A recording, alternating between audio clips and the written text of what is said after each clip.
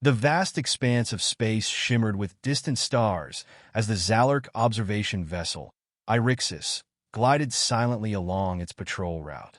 Its smooth, organic design reflected the Zalak philosophy: harmony with the universe, precision in function, and peace above all else. Inside the ship, Commander Veeler examined the data streaming across the translucent display panels before him.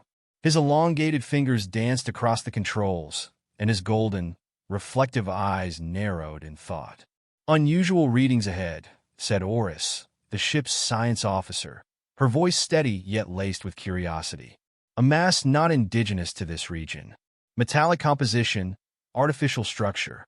Veeler straightened his tall, willowy frame radiating tension. "A derelict craft? Debris?" "Negative," Oris replied, adjusting the panel. "It's moving. Deliberate trajectory. Acceleration pattern indicates propulsion." The air in the control chamber thickened with unspoken questions. For centuries, the Zalak had roamed the galaxy, cataloging planets, studying phenomena, and sharing knowledge with those they deemed ready. Their interactions with sentient species had been scarce, deliberate, and always peaceful. Yet here was something unexpected, a craft far beyond the primitive signals they had once intercepted from a distant, war-torn planet called Earth. Veeler tapped the display, enlarging the object's image. The ship on the screen was unlike anything he had ever seen. It bristled with weapons, its angular design radiating menace. It was vast, dwarfing the Irixis, and its sleek black hull absorbed light like a predatory void. "Humanity," Veeler murmured, his voice tinged with disbelief. "They've breached interstellar travel." The control chamber fell silent. The Zalak had long monitored Earth from a distance, observing its chaotic history. The humans had been deemed a volatile species, ingenious but destructive. Their potential was undeniable, but their propensity for violence had made the Zalak cautious, opting to watch rather than engage. "Commander," Oris began, her tone more urgent now, "the craft is altering course. It's heading directly toward us." Veeler's pulse quickened, though he maintained his composure. "Prepare a standard greeting signal. No displays of hostility. Let them see our intent is peaceful." Oris nodded, her hands moving swiftly. Moments later, a pulse of light radiated from the Irixis, a carefully constructed message encoded in mathematical principles, the universal language. It was an offer of communication, an olive branch extended across the void. Seconds passed, then minutes. The human craft, now close enough to dwarf the Irixis on their displays, did not respond. Instead, it slowed, coming to a calculated halt a few thousand kilometers away. "Why aren't they responding?" Oris wondered aloud, her normally steady voice betraying a hint of unease. Veeler's mind raced. Were the humans assessing them, planning an attack? Or were they simply cautious, as the Zalak themselves had been for centuries? "Magnify their vessel," Veeler ordered. The image on the main display expanded, revealing details of the human battleship. Its surface bristled with turrets, missile bays, and energy emitters, all strategically placed for maximum coverage. Along its side, bold lettering spelled out its name, Resolute. "Their design," Oris said quietly, "it speaks of preparation for war. They built this ship not for exploration, but for conflict." Veeler couldn't deny the truth in her words. Yet he also knew better than to rely solely on appearances. The Zalak had long prided themselves on their ability to see beyond the surface, to understand and bridge divides. Still, the size and armament of the Resolute were impossible to ignore. "Commander," another officer called out, "their weapon systems are powered but not primed. They're observing us, just as we are them." Veeler nodded. "Then let us not give them a reason to escalate. Maintain our position. Continue broadcasting peaceful intent." As the Irixis held its place, Veeler couldn't help but feel the weight of the moment.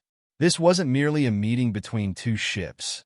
It was a collision of worlds, of philosophies. Where the Zalak sought understanding, humanity had always seemed to seek dominance. Yet Veeler also knew that first impressions could be deceiving. "Commander," Oris interrupted his thoughts, her voice now tight with alarm. The humans are transmitting a signal, audio-based, modulated on a narrow frequency band. Translating now. Veeler inclined his head, a mixture of anticipation and apprehension tightening his chest. The voice that filled the chamber was deep and firm, each word enunciated with precision. This is Captain Adrian Kane of the United Nations Stellar Command Vessel Resolute. You are in restricted space. Identify yourselves immediately, or we will consider you a potential threat. The Zalark officers exchanged uneasy glances. Veeler could feel the weight of their gazes, seeking guidance. A defensive tone, Oris observed. They perceive us as a threat despite our peaceful approach. Perhaps they've had reasons to be wary in the past, Veeler replied, his voice steady. We must tread carefully. He adjusted the controls, his golden eyes fixed on the display. Transmit this. This is Commander Veeler of the Zalark vessel Irixis. We come in peace and mean you no harm. We seek only to exchange knowledge and understanding. The response was swift, the voice of Captain Kane returning with a clipped efficiency. Commander Veeler, your presence here is unexpected. Humanity does not take kindly to unknown vessels appearing unannounced in our patrol zones. State your purpose clearly. Veeler's mind worked quickly, parsing the human's words and tone.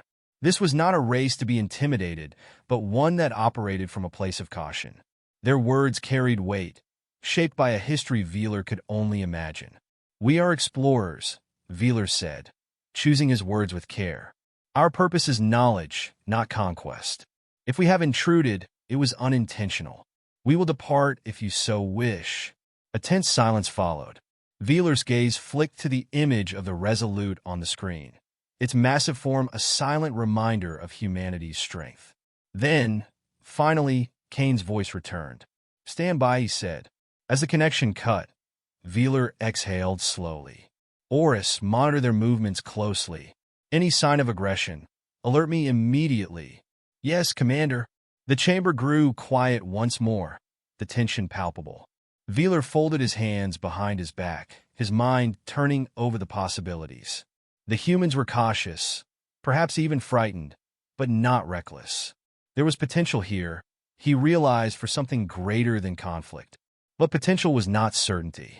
As he watched the Resolute through the ship's viewport, its dark silhouette framed against the distant stars, Veeler knew this encounter was only the beginning. Whatever came next would shape the future of both their species. The hum of the engines thrummed through the walls of the Resolute, a rhythmic pulse that reminded its crew of the vessel's sheer power.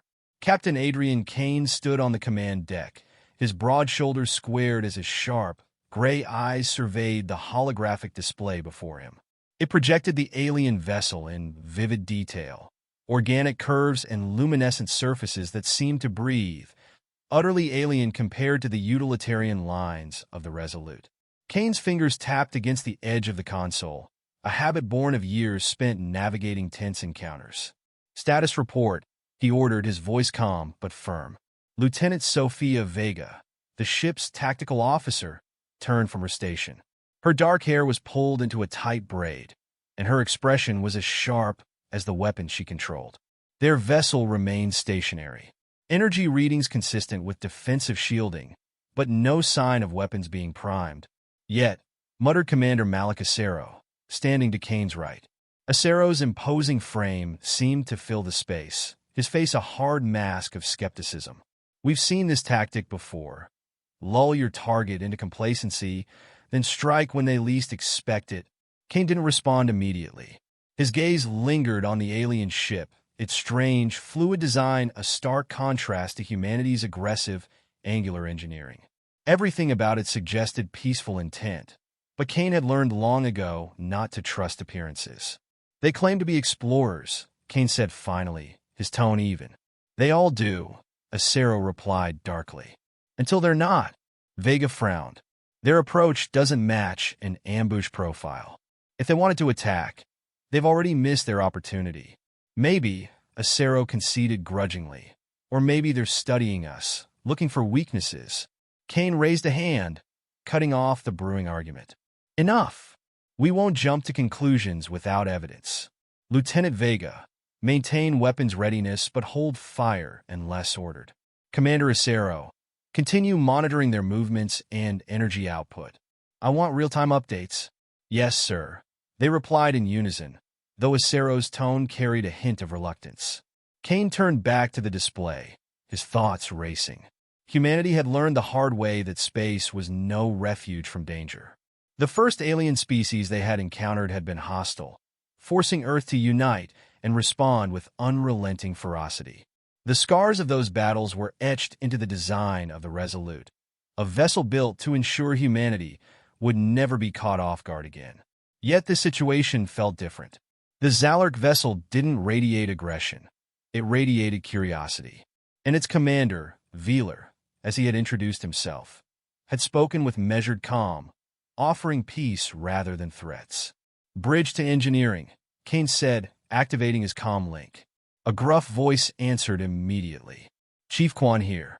What do you need, Captain? Status on the jump drive? Fully operational, Quan replied. We can leave on your mark, but I prefer not to push her too hard. These alien ships have a way of complicating things, don't they? They do, Kane agreed, though he kept his tone neutral. Keep it prepped. We may need to move quickly. Understood, Captain. Quan out. Kane closed the channel, his focus returning to the alien ship. What was their game? Were they truly explorers, or was this some elaborate ruse? He didn't have the luxury of taking chances. The stakes were too high, not just for the lives aboard the Resolute, but for humanity itself. Sir, Vegas said, breaking into his thoughts. We're receiving another transmission. Same source. Put it through, Kane ordered. Velar's voice filled the bridge, calm yet resolute. Captain Kane, we understand your caution. We, too, approach new encounters with care. However, I must assure you once more that we come in peace. It is not our way to seek conflict. Kane tilted his head slightly, studying the words for hidden meaning. Commander Velar, humanity's history with first contact has been complicated. You'll forgive us if we approach this situation with a certain degree of skepticism. A reasonable stance, Velar replied smoothly. I can offer only my word, though I understand that words alone may not suffice. Tell me, Captain, what would you consider proof of our intentions? The question gave Kane pause. Proof was a luxury rarely afforded in situations like this. Yet Velar's willingness to engage, to ask rather than demand, was notable. Commander, intentions are proven through actions, Kane said carefully. And actions require trust. That is earned, not given freely.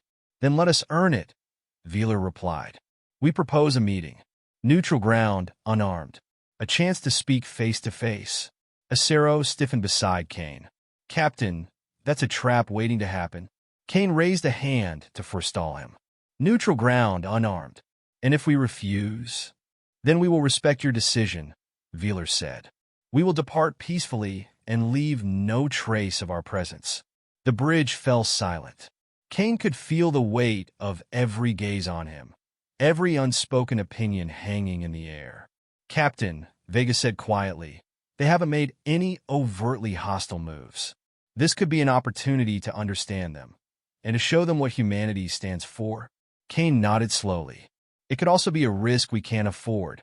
Respectfully, Vega added, the greatest risk may be letting fear dictate our actions. Kane studied her for a moment, then looked to Acero. Commander?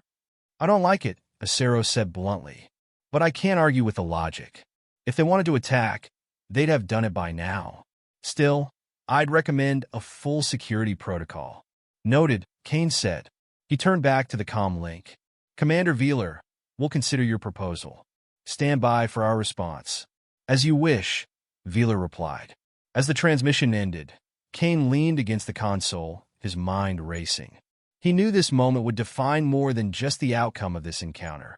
It would shape humanity's future in the stars. Trust was a gamble, but so was paranoia. Lieutenant Vega, he said finally, prepare a response. Inform Commander Velar that we accept his proposal under strict conditions.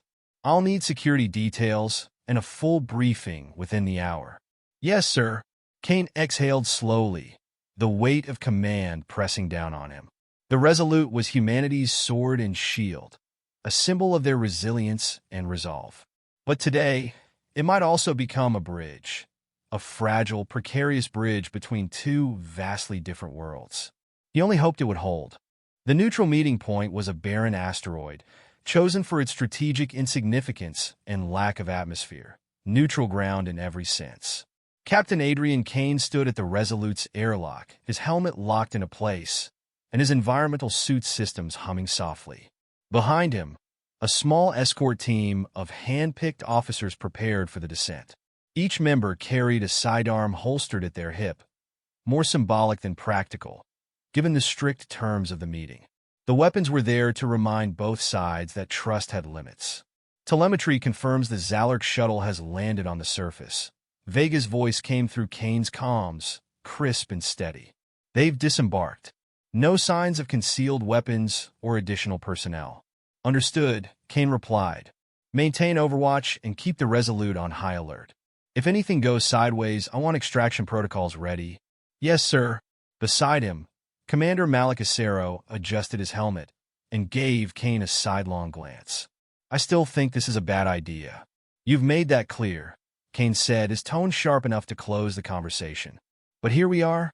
Acero grunted, but said nothing more. Kane knew the commander's objections weren't born from paranoia alone. Experience had taught them both the high cost of misplaced trust. Still, Kane had made his decision. This was a moment humanity couldn't afford to squander. The airlock cycled, and the team stepped out onto the asteroid's surface. The artificial gravity field emanating from their boots kept them steady as they crossed the uneven terrain toward the designated meeting point. In the thin starlight, the Zalurk delegation came into view, their graceful, translucent environmental suits shimmering faintly like liquid glass. At their head was Commander Veeler, tall and composed, his golden eyes reflecting the distant stars. He raised a hand in greeting, a gesture Kane recognized as deliberate and non-threatening. Captain Kane, Veeler said, his voice transmitted through the comms with the same calm precision as before. Thank you for agreeing to this meeting. Commander Veeler, Kane replied, stopping a few paces away. Let's make one thing clear. This meeting is a gesture, not a promise. Trust is earned. Agreed, Veeler said, inclining his head slightly. And I hope our actions today will begin that process.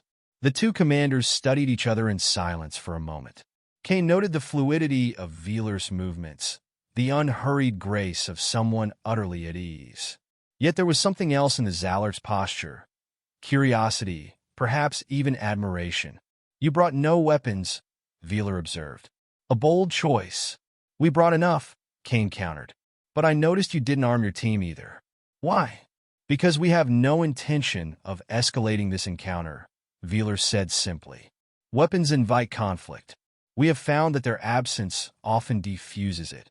Kane didn't reply, but his expression remained guarded. Behind him, Acero shifted subtly, his stance protective, his gaze sweeping over the Zalurk team. Veeler gestured toward a portable console set up between the two delegations. The holographic display flickered to life, showing a three-dimensional map of the nearby star systems. Our initial scans indicate this region is rich in resources, Veeler began, but our interest is not in exploitation. We seek knowledge of the stars, the worlds within them, and the species that inhabit them. Knowledge often comes with a price, Kane said. True, Veeler admitted, but the price need not be paid in conflict. Your vessel, Captain, is a marvel of engineering, a testament to your species' resilience and ingenuity. Yet its design suggests a history of struggle, of battles fought and survived. Am I wrong? Kane's jaw tightened. Humanity has faced its share of challenges. And you have endured, Veeler said, his tone carrying a note of respect.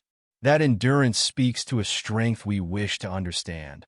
Kane glanced at the display, then back at Veeler. Understanding isn't always mutual. Your vessel, your technology, it's different. Advanced in ways we haven't encountered. Why approach us now? Why risk this meeting? Because humanity has reached a crossroads, Veeler said. You have achieved much, but your path is uncertain. We wish to learn whether your future lies in cooperation or conquest. The words hung in the air, heavy with implication. Kane could feel a Cerro bristle beside him, the commander's protective instincts flaring. "And what do you expect to find?" Kane asked, his voice measured. Wheeler's gaze didn't waver. "That is for you to reveal, Captain. We do not judge based on assumptions. We judge based on actions." Kane studied the Zalak leader, searching for any hint of deception. Wheeler's expression remained calm, his golden eyes steady and unreadable. "Captain," Vega's voice broken over the comms, low but urgent. "We're picking up a new energy signature. Unknown origin, closing fast on your position." Kane stiffened, his hand instinctively moving to the sidearm at his hip. "Details?" "Still analyzing," Vegas said. "It's not Zalak, and it's not ours." Wheeler tilted his head slightly, as though listening to a similar report from his own team. "We detected as well," he said. "A third party.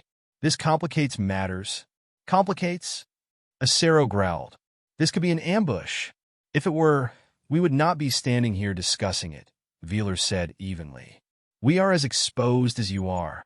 Kane weighed the words, his instincts screaming for him to call for extraction. But if Wheeler was telling the truth, retreating now could mean losing the chance to uncover this new threat. Or worse, leaving the Zalak vulnerable. "Lieutenant Vega," Kane said, his voice calm despite the tension in his chest. "Keep tracking that signal. If it gets too close, I want the Resolute ready to intervene." "Understood, sir." Kane turned back to Wheeler. "If this is some kind of trick—" "It is not," Wheeler interrupted, his voice firm. "We are not your enemy, Captain Kane. But it seems we may be about to meet one." The words carried a chilling weight, and for the first time, Kane saw a flicker of uncertainty in Wheeler's composed demeanor. It was a reminder that even the Zalak, with all their knowledge and technology, were not invulnerable. As the unknown energy signature closed in, Kane felt the gravity of the moment settle over him. The meeting, once a cautious step toward diplomacy, had become something far more precarious. Whatever came next, there would be no turning back. The silence on the asteroid grew heavier as the incoming energy signature loomed closer, a silent predator stalking the fragile meeting. Kane's breathing remained steady, but his mind raced. Each passing second made it harder to predict what would come next, and whether humanity's cautious step toward diplomacy would end in disaster. "Lieutenant Vega," he said, his voice cutting through the stillness of the comms. "Status update. The object is closing fast, Captain," Vega responded, her tone sharp with tension. "Trajectory suggests it's headed directly for your location. Velocity and energy readings don't match anything in our database. Still no identification." Kane glanced at Wheeler, whose golden eyes remained fixed on the horizon. "Commander Wheeler," Kane said, keeping his tone even, "what do you make of this?" Wheeler's voice, when it came, was calm, but carried an undercurrent of concern. "The readings are unfamiliar to us as well. This is no Zalak vessel. If I had to guess, it belongs to neither of us." "Then whose is it?" Kane pressed. "That," Wheeler replied, "is the question that troubles me." The asteroid's thin atmosphere crackled as the object entered visual range, a dark, angular shape streaking toward the meeting site like a spear hurled from the heavens. Kane's eyes narrowed as his HUD lit up with data streams, none of which offered clarity. The ship, if it could even be called that, was unlike anything he'd seen. Jagged, asymmetrical, and bristling with spines that seemed to absorb rather than reflect the distant starlight.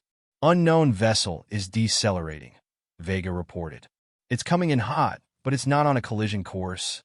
Defensive protocols," Kane ordered. "Stand by to engage if necessary." "Understood, sir." Wheeler turned to Kane, his expression unreadable. "Your ship is preparing for combat," he observed. "We don't take chances," Kane replied. "Especially not with unknowns." Wheeler nodded, though his gaze lingered on the approaching vessel. "Wise. Yet I suspect this is not a foe easily deterred." The alien craft slowed as it approached, its menacing form casting jagged shadows across the rocky terrain. It hovered for a moment, as if assessing the two delegations, before landing with a dull thud that sent vibrations through the ground. "Captain," Acero murmured, his hand hovering near his sidearm. "This doesn't feel right." "It doesn't," Kane agreed. "Stay sharp." A hatch on the alien vessel hissed open, releasing a cloud of shimmering particles that hung in the air like a veil. From the darkness within emerged a figure, tall, lean, and clad in a suit of segmented black armor that seemed to ripple with a life of its own. Its face was obscured by a smooth, featureless mask, and its movements were unervingly fluid, as though it were more shadow than substance. The figure paused at the base of its ship, surveying the gathered delegations. When it spoke, its voice was a low, resonant hum that seemed to bypass the ears and resonate directly in the mind. "You trespass," it said, the words cutting through the silence like a blade.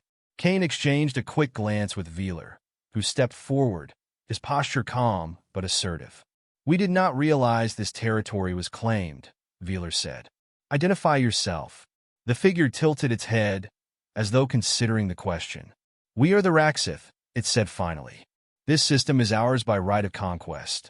Your presence here violates our sovereignty." The word conquest set Kane's instincts on edge. "We detected no signs of habitation or activity," he said, stepping forward to stand beside Veeler. "If this system belongs to you, where is the evidence?" The Raxith turned its featureless gaze toward Kane, and for a moment, the captain felt a cold pressure against his mind, as though the being were probing his thoughts. "Evidence is unnecessary," it said. "Our claim is absolute. Leave now, or face annihilation." "That's a hell of a greeting," Acero muttered under his breath. Kane ignored the comment, his focus locked on the Raxith. "We're not here to provoke conflict," he said, choosing his words carefully. "We came to explore and to establish peaceful relations. If this system is truly yours, we'll leave, but we won't be threatened into compliance." The Raxith shifted its stance, and Kane's gut tightened. "Peace," it said, as though tasting the word. "A fragile illusion. The strong dominate and the weak submit. This is the law of existence." Veeler's voice cut in, sharp and unyielding. "Your philosophy is not universal, Raxith. Strength can be measured in more than force. Cooperation has its own power." The Raxith turned toward Veeler, and for a moment the golden-eyed commander seemed to falter, as though standing beneath an immense weight. "Your kind speaks of cooperation," the Raxith said, "yet you ally with these humans. Do you believe they understand cooperation? Or do they merely bide their time, waiting to assert dominance?" Kane's fists clenched at his sides, but he forced himself to remain calm. "You're making assumptions," he said. "Humanity's history is complex, but we've learned the cost of conflict. That's why we're here, to avoid it." The Raxith let out a low, rumbling sound that might have been laughter. "A noble sentiment," it said. "But words are wind. Only actions reveal truth." Before Kane could respond, the Raxith raised one gauntlet hand, and a sphere of dark energy coalesced above its palm, crackling with malevolent power. "I offer you a choice," it said. "Depart this system now, or demonstrate your worth. Prove your strength, or perish." Kane's heart pounded as he weighed the options. Retreat would mean abandoning the chance to learn more about the Zalak, and exposing humanity to the Raxith's unchecked aggression in the future. But standing their ground could escalate the situation into open conflict. "Captain," Veeler said quietly, his voice barely audible over the comms, "we cannot yield to threats. If we leave now, the Raxith will only grow bolder." Kane nodded slightly, his decision crystallizing. He stepped forward, meeting the Raxith's gaze, or what he imagined to be its gaze, with unwavering resolve. "We don't bow to bullies," he said. "If you want to test our strength, you'll find we're more than capable of defending ourselves. But know this, conflict with us comes at a price." The Raxith lowered its hand, the energy sphere dissipating. For a moment, the being stood motionless, as though considering Kane's words. Then, without warning, it turned and ascended the ramp back into its ship. As the hatch closed behind it, the vessel's engines roared to life, lifting it into the void. "Captain," Vega's voice crackled over the comms, The Raxith ship is leaving the system. For now. Kane exhaled slowly, the tension in his chest easing slightly. For now is the operative phrase, Acero said grimly. Veeler stepped closer, his expression unreadable. You took a risk, Captain Kane. But it seems the Raxith respects strength, even when it is not physical. They'll be back, Kane said, his tone resigned but resolute. And when they come, we'll be ready. The two leaders stood in silence for a moment, their fragile alliance tested but intact.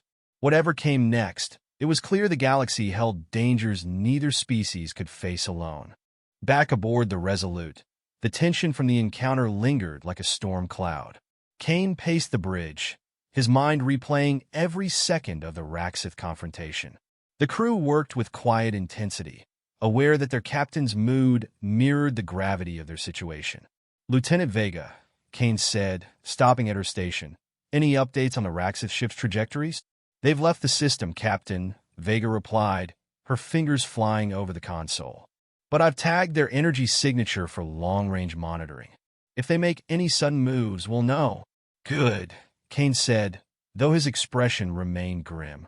We need to be ready for whatever comes next. Behind him, Commander Acero crossed his arms. What comes next is they'll come back stronger. You saw that ship. It wasn't just advanced, it was built to intimidate. They'll test us again, and next time, they won't leave without making a statement. Kane nodded, his jaw tightening. You're probably right. But for now, we've bought ourselves time. Let's use it wisely. The sound of approaching footsteps drew Kane's attention. Veeler, flanked by two Zalak officers, entered the bridge, his presence commanding despite the alien serenity that marked his species. Your vessel is impressive, Veeler said, his golden eyes sweeping over the bridge. A testament to human ingenuity. It's held together by more than ingenuity, Kane replied. It's the people aboard that make it strong. Veeler inclined his head. An admirable sentiment. One I suspect you may need to test sooner than you wish. Kane motioned for Veeler to join him near the central console, where a holographic map of the system flickered to life. The asteroid they had departed from was marked in blue, while the trajectory of the departing Raxith ship glowed ominously in red. They won't forget this encounter, Veeler said, studying the display. The Raxith are not a species that tolerates defiance. They will return, and when they do, it will be with overwhelming force. You sound like Acero, Kane said, glancing at his second-in-command. Acero gave a humorless shrug. Even broken clocks are right twice a day. Veeler's gaze lingered on the map. The question, Captain Kane, is what humanity will do with the time you have earned. The Raxith may see you as a threat now, but they also see you as fractured, divided. That weakness will be exploited. Kane folded his arms, his eyes narrowing. What are you suggesting? I am suggesting that alliances are not merely an option. They are a necessity, Veeler said, his tone measured. Your people have proven their resilience, their ingenuity. But resilience alone cannot stand against the tide of conquest. And you're offering an alliance? Kane asked, his voice edged with skepticism. Veeler met his gaze steadily. I am offering the beginnings of one. Our fates are intertwined now, Captain. If the Raxith see you as a threat, they will see us as collaborators. To them, cooperation is weakness. To us, it is survival. Kane considered Veeler's words carefully. There was truth in them, but alliances came with their own risks. Trust was a currency humanity had learned to spend sparingly, and the Zalak were still an enigma. Captain, Vega interrupted, her voice urgent. We're receiving a transmission. It's encoded, but the origin matches known Raxith frequencies. The bridge went silent as all eyes turned to Kane. Put it through, he said, his tone hardening. The main view screen flickered, then resolved into an image of the Raxith figure they had encountered on the asteroid. Its featureless mask reflected the faint light of its ship's interior, and its voice resonated with the same unnerving hum. Captain Kane, the Raxith said, its tone carrying an almost mocking weight. And Commander Veeler, how predictable that your kind would seek solace in unity. What do you want? Kane asked, his voice sharp. To extend an invitation, the Raxith replied. We are not unreasonable. Strength, after all, deserves acknowledgement. You and your allies will have the opportunity to demonstrate yours on a battlefield of our choosing. Velar's expression darkened, and Kane stepped closer to the screen. We're not interested in your games, he said. If you want to test us, you'll find we don't back down. But don't expect us to dance to your tune. The Raxith tilted its head slightly, as if amused. Oh, you misunderstand. This is no game. It is the natural order. We will not strike from the shadows or dismantle you piece by piece. That would lack honor. Honor? Acero spat, his frustration boiling over. You threaten annihilation, and you want to talk about honor? The Raxith ignored him, its gaze fixed on Kane. You have one cycle of your star to prepare. When the time comes, we will descend. Show us your strength, Captain Kane, or be swept away. With that, the transmission ended, leaving the bridge in a charged silence. Kane turned to Velar, his mind racing. What are the odds this is a bluff?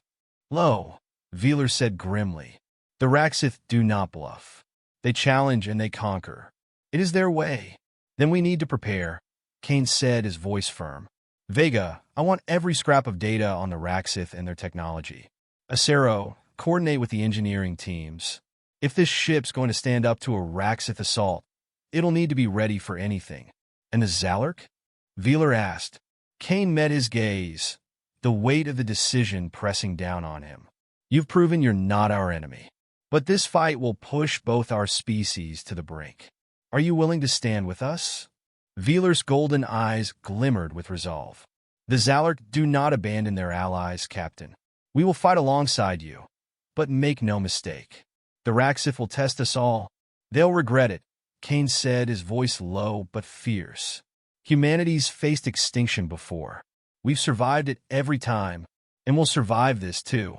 As the crew began moving with renewed purpose, Kane felt the stirrings of something deeper, an unyielding determination that burned in every glance, every step.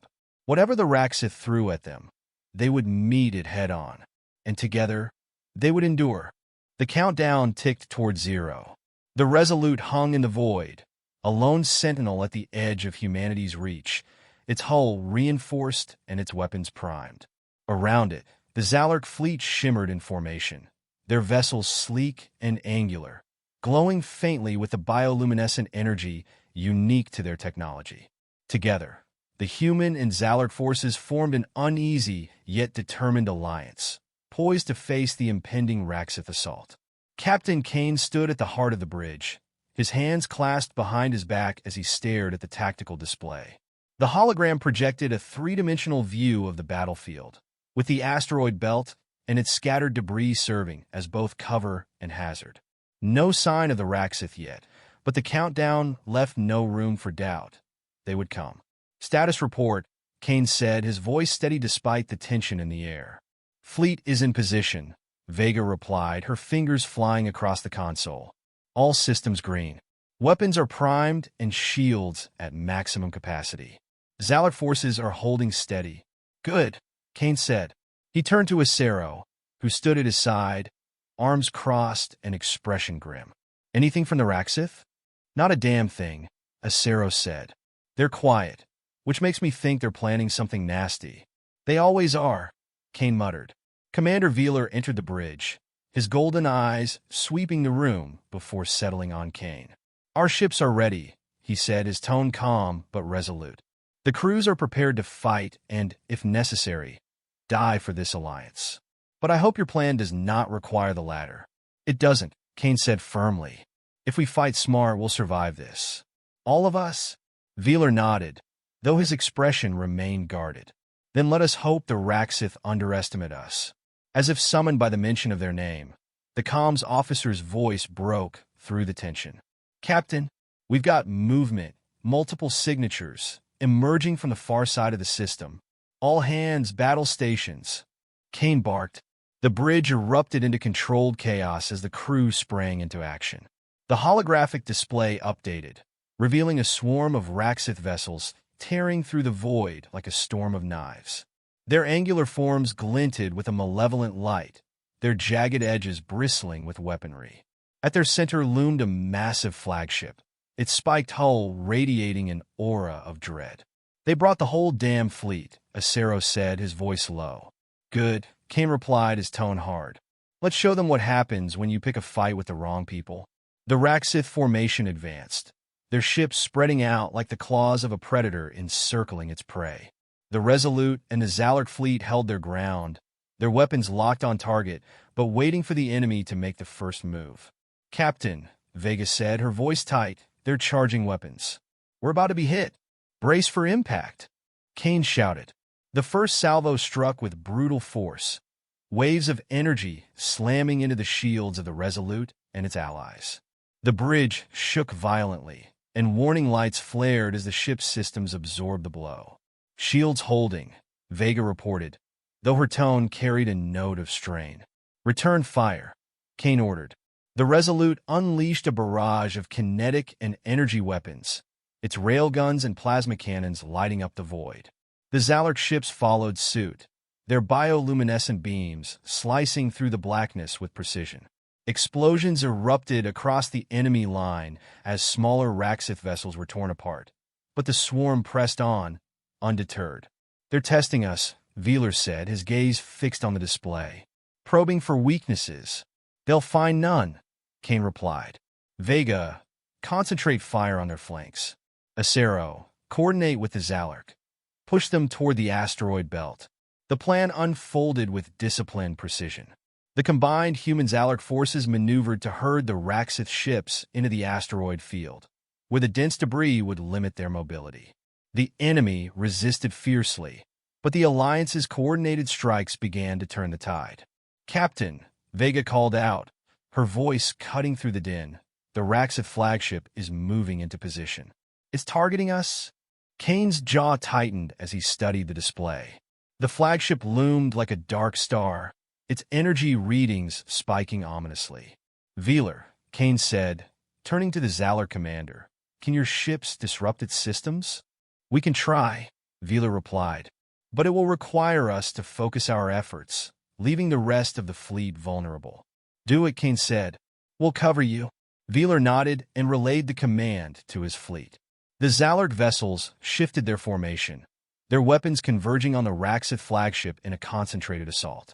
As the battle raged, the Resolute took the brunt of the enemy's fury, its shields flaring under the relentless barrage. The bridge shook with each impact, but Kane refused to falter. Captain, Vega shouted, the flagship's main weapon is charging. If it fires, we won't survive the hit. Kane's mind raced. The Zalak's disruption efforts were weakening the flagship systems, but not fast enough. Acero, he said, his voice sharp, deploy the auxiliary drones. Target their weapon array. We need to buy ourselves more time. The drones launched from the Resolute, streaking toward the flagship in a coordinated swarm. They weaved through the enemy fire, their small size and speed making them difficult targets. Several were destroyed, but enough reached their mark, slamming into the flagship's weapon array in a series of controlled detonations. The Raksith weapon sputtered, its energy buildup dissipating. They're vulnerable, Vega said. Hit them with everything we've got, Kane ordered. The combined firepower of the Resolute and the Zalak fleet converged on the flagship. The massive vessel shuddered under the assault, its armor cracking and its systems failing. Finally, with a blinding explosion, the flagship was destroyed, its shattered remains scattering into the void. A stunned silence fell over the bridge as the remaining Raksith ships began to retreat, their formation broken. They're falling back, Vega reported, her voice tinged with disbelief. We did it, Acero said, his tone equal parts relief and exhaustion. Kane exhaled slowly, the weight of the battle lifting slightly. He turned to Veeler, who regarded him with quiet respect. This victory is only the beginning, Veeler said. The Raksith will return, stronger and more determined. Let them, Kane replied, his voice steady. We'll be ready, together. As the debris of the battle settled and the stars reclaimed their calm, the Alliance stood as a testament to the strength found in unity. The fight for survival was far from over, but humanity and the Zalak had proven they could face the darkness and emerge victorious.